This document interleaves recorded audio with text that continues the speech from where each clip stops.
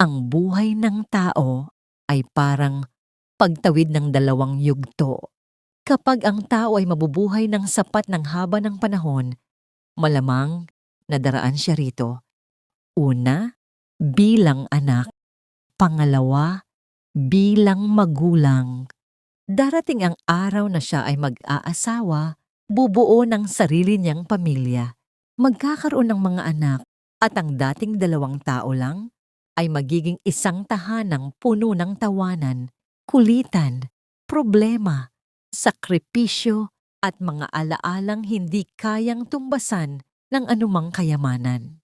At habang lumilipas ang panahon, kasabay rin ang unti-unting pagbabago, maglalakihan ng mga anak, natututo rin silang mangarap. Hanggang sa darating ang araw na ayaw man ng magulang, ngunit kailangan itong mangyari na ang susi ng pangarap nila ay nasa malayong lugar o dili kaya ay mag-aasawa na sila.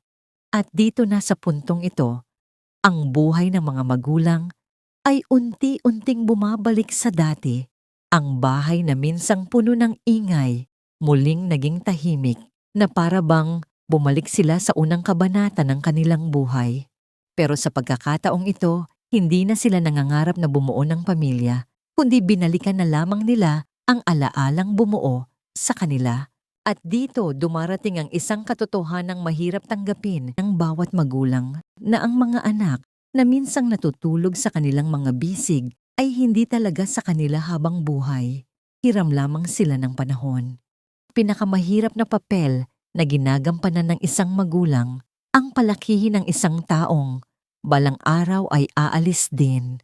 At ang pinakamalaking tagumpay ng magulang ay hindi ang manatili ang mga anak sa kanilang tabi, kundi ang makita silang masaya, matatag at matagumpay kahit wala na sa kanilang piling.